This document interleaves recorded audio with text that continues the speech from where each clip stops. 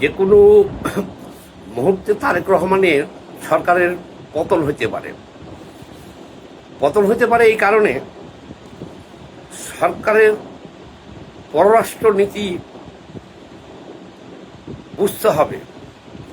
যদি পররাষ্ট্রনীতি না বুঝে গণ অভ্যুত্থানের দরকার হবে না, সরকার পতন হয়ে যাবে। সরকার সবকিছু জগা খিচুড়ি বানিয়ে ফেলছে, আউলিয়ে ফেলছে। এই সরকার ভালো করেই জানে যে তারা যে ক্ষমতায় এসেছে, জনগণের শুধু ভোটে রাষ্ট্রীয় ক্ষমতায় আসা যায় না। জনগণের ভোটে যদি রাষ্ট্রীয় ক্ষমতায় আসা যেত, তাহলে 5ই আগস্ট যে গণ অভ্যুত্থান হয়েছিল সেটা দরকার হইত না। সরকারকে বুঝতে হবে যে ইতিমধ্যে বাংলাদেশকে জঙ্গি রাষ্ট্র হিসেবে উল্লেখ করেছে। কে উল্লেখ করেছে? জাতিসংঘ। আপনি কি করলাম, আমি কি করলাম, এতে কিছু আসে যায় না। কিন্তু জাতিসংঘের অত্যন্ত শক্তিশালী, জাতিসংঘের অত্যন্ত শক্তিশালী যে ইউনিট, নিরাপত্তা পরিষদ থেকে মন্তব্য করা হয়েছে যে বাংলাদেশের জঙ্গি আল কায়দা এরা আছে, এরা ঘাঁটি গেড়েছে। বাংলাদেশের স্বরাষ্ট্রমন্ত্রী বলেছেন যে বাংলাদেশে কোনো জঙ্গি নাই। সরকার আবারও ভুল পথে যাইতেছে। জাতিসংঘ একটা কথা কিন্তু এমনি এমনি বলে না। এখানে জাতিসংঘের তদন্ত আছে, আমেরিকার FBI তদন্ত আছে, মোসাদের তদন্ত আছে, রয়ের তদন্ত আছে। বিভিন্ন দেশের তদন্ত রিপোর্টের ভিত্তিতে জাতিসংঘ বলেছে যে বাংলাদেশে জঙ্গিরা ঘাঁটি গাড়তেছে। সরকারের উচিত ছিল জাতিসংঘকে আশ্বস্ত করা যে আমরা এটা তদন্ত করে দেখছি, এবং সাথে সাথে একটা তদন্ত টিম গঠন করা। এটাই হলেও সরকারের নীতি হওয়া উচিত ছিল। 2001 থেকে 2006 যখন বিএনপি ক্ষমতা ছিল, বাংলাদেশের জঙ্গিবাদের উত্থান নিয়ে যখন পত্রিকায় রিপোর্ট হচ্ছিল,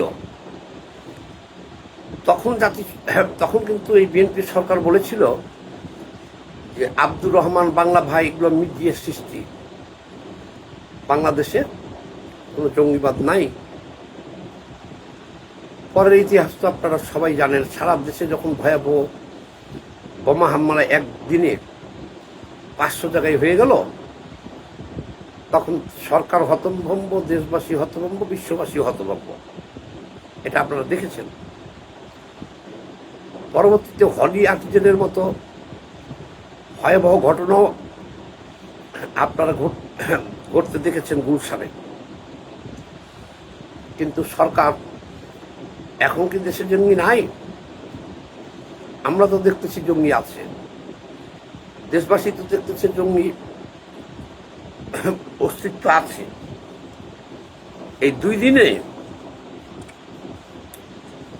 বোমা সহ কয়েকজন গ্রেপ্তারও হয়েছে। তাহলে সরকারের উচিত ছিল জঙ্গিবাদ নির্মূলে প্রয়োজনে জাতিসংঘের সহযোগিতা নেওয়া। সরকারের মনে রাখতে হবে এই জঙ্গিবাদের কারণেই শেখ হাসিনাকে প্রাসঙ্গিক করে তুলেছেন বিশ্ব। এই জঙ্গিবাদের কারণেই শেখ হাসিনার 5ই আগস্টের যে বক্তব্য সারা বিশ্ব মিডিয়া কাভারেজ দিয়েছে। সারা বিশ্ব এখন এই জঙ্গিবাদ নির্মূলের জন্য বাংলাদেশে শেখ হাসিনার সরকারকেই বেছে নিতেছে। এটা সরকার যত তাড়াতাড়ি বুঝবো তত সরকারের জন্য মঙ্গল হবে। রাস্তায় যে স্লোগান হয় দিল্লি না ঢাকা, দিল্লি না ঢাকা, সেই রাস্তায় থাকা, বিরোধী দলে থাকা আর রাষ্ট্রীয় ক্ষমতায় থাকা এক কথা নয়। রাস্তায় আপনি দিনে রাত্রে স্লোগান দিতে পারেন দিল্লি না ঢাকা, দিল্লি না ঢাকা, বয়কট দিল্লি, 7 সিস্টার খাইয়ে ফেলবো, দিল্লি দখল করে ফেলবো, এগুলো আপনি বলতে পারেন, রাস্তায় বলতে পারেন। যখন সরকারে চলে যাবেন তখন আর আপনি স্লোগান দিতে পারবেন না। মনে রাখবেন, বাংলাদেশের কাছে ভারতের চাওয়া কিছু নাই, একটা চাওয়া আছে, সেটা আমি বলছি, এবং শেখ হাসিনার কাছ থেকে সেটাই তারা নিয়েছিল। ভারত একটা বৃহৎ রাষ্ট্র,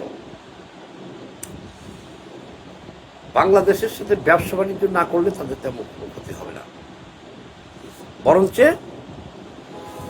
যেহেতু প্রতিবেশী বদলানো যায় না, আর বাংলাদেশের চারিদিকেই ভারত, সেহেতু ভারতের সাথে সবকিছু বন্ধ করলে বাংলাদেশ চলতে পারবে না। বাংলাদেশের মানুষের কষ্ট হবে, গরিব মানুষের কষ্ট হবে, এদেশের কৃষক, শ্রমিক, মেহনতি মানুষের কষ্ট হবে, বাংলাদেশে দুর্ভিক্ষ হবে। সে ব্যাপারে পাকিস্তানের কাছ থেকে আমরা কোনো সহযোগিতা পাবো না। সাবেক কিছু সেনাবাহিনীর সদস্য এবং চিহ্নিত 1971 সালের পরাজিত শক্তি রাজাকার আলবদর আল শামস, এরা এই সারাদিনই দিল্লি দখল করার হুমকি, দিল্লি না ঢাকা, দিল্লি না ঢাকা, কারণ এরা হলো পাকিস্তানি এজেন্ট, পাকিস্তানের, মিশরের পয়সা খাওয়া এজেন্টেরা। এই যে তারেক রহমান 6 মাস হলো ক্ষমতায় আসছে, এখন পর্যন্ত ভারত সফরে যাচ্ছে না এদের কথা শুনে। মালয়েশিয়া গেছে, চীন গেছে, কিন্তু তার উচিত ছিল প্রথমেই ভারতে যাওয়া। পররাষ্ট্রনীতি যে এমন একটা জিনিস, আমি আরো একটা কথা বলি, এই এবারকার এই যে ব্রিক্সের যে আমন্ত্রণ করেছে, এই আমন্ত্রণে যদি তারেক রহমান না যায় তাহলে ভারত যাওয়ার সুযোগ তার আর হবে না। ভারত তাকে আর অ্যালাউ করবে না এবং আমন্ত্রণও করবে না, তার আগে সরকারের পতন হবে। কেন হবে আমি বলি, বাংলাদেশ 1971 সালে যে পাকিস্তানের যুদ্ধে সময় ভারতের অসংখ্য সেনাবাহিনী প্রাণ দিয়েছে বাংলাদেশের সৈনিকদের পক্ষে, মুক্তিযোদ্ধাদের পক্ষে কাঁধে কাঁধ রেখে লড়াই করেছে, রক্ত দিয়েছে, মুক্তিযোদ্ধাদের, বাংলাদেশের মুক্তিযোদ্ধাদের ট্রেনিং দিয়েছে, অস্ত্র দিয়েছে, 1.5 কোটি বাংলাদেশের মানুষকে ভারতে আশ্রয় দিয়েছে এবং শেষে সরাসরি ভারতের বিরুদ্ধে যুদ্ধ করেছে। করে বাংলাদেশের এই স্বাধীন বাংলাদেশ অভ্যুদয়ে তারা সহযোগিতা করেছে। কেন করেছে? বাংলাদেশের সাথে ভারতের সীমান্ত হল 4200 কিলোমিটার, আর এই ভূখণ্ডে বসবাস করে জিহাদি মুসলমানরা সব। আর অপরদিকে ভারত বাংলাদেশের মতো প্রায় 28টি রাষ্ট্রের সমান। ভারতের যে বিভিন্ন রাষ্ট্রগুলো আছে তারা আবার স্বাধীনতার জন্য আন্দোলন করতেছে। এক তো ভারতের একমাত্র ভয় হল এই যে প্রায় 4200 কিলোমিটার সীমান্ত বাংলাদেশের সাথে ভারতের,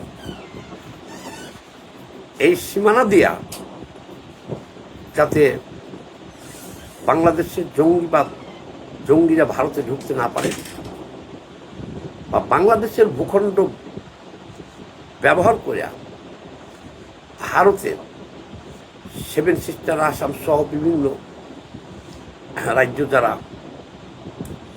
স্বাধীনতার জন্য লড়াই করতেছে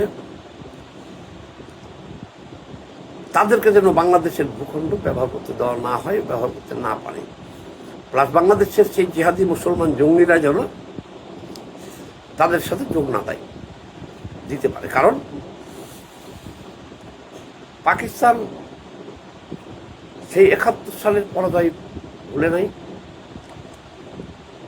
পাকিস্তান মনে করে ভারত যদি ওই সময় সহযোগিতা না করতো তাহলে এই বাংলাদেশ স্বাধীন হতো না। এখন পর্যন্ত যে আমাদের পূর্ব পাকিস্তানি থাকতো এবং আমাদের এই ক্ষতির জন্য দায়ী হলো ভারত। এটা কে মনে করে? পাকিস্তান মনে করে। এই 2 বছর ধরে দেখা যেতেছে বাংলাদেশে পাকিস্তান পন্থীদের উত্থান। পাকিস্তানের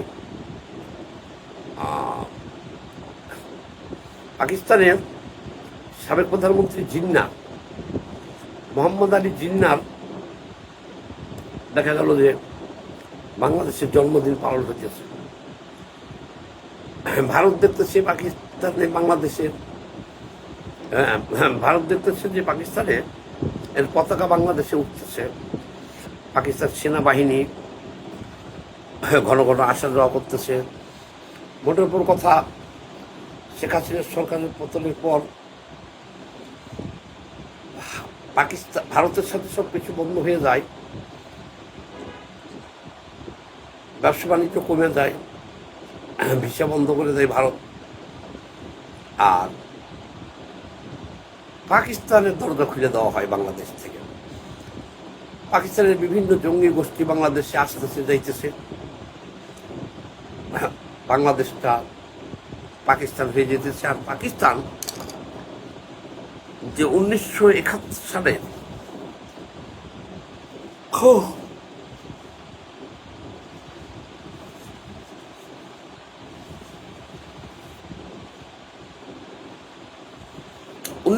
সালের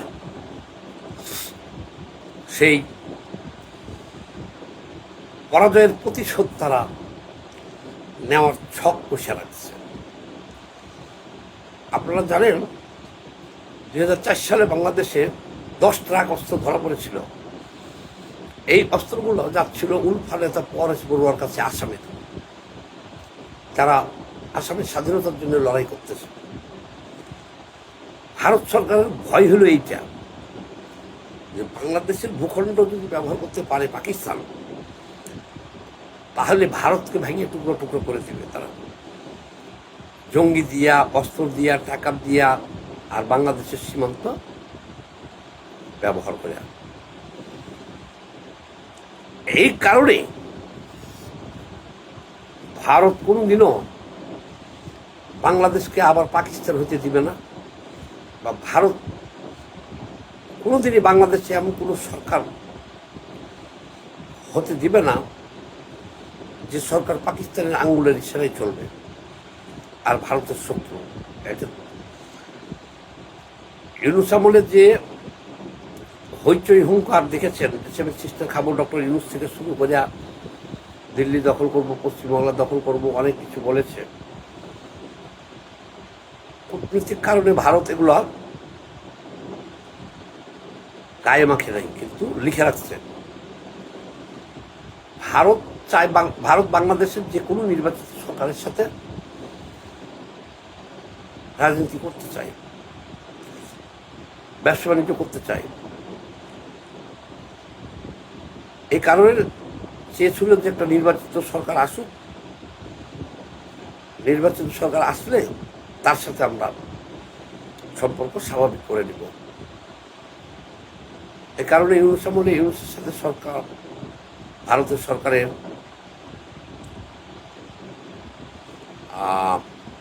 সরকারের কোনো সম্পর্ক ছিল না বা উন্নয়নের চেষ্টা ভারত করে নাই। কিন্তু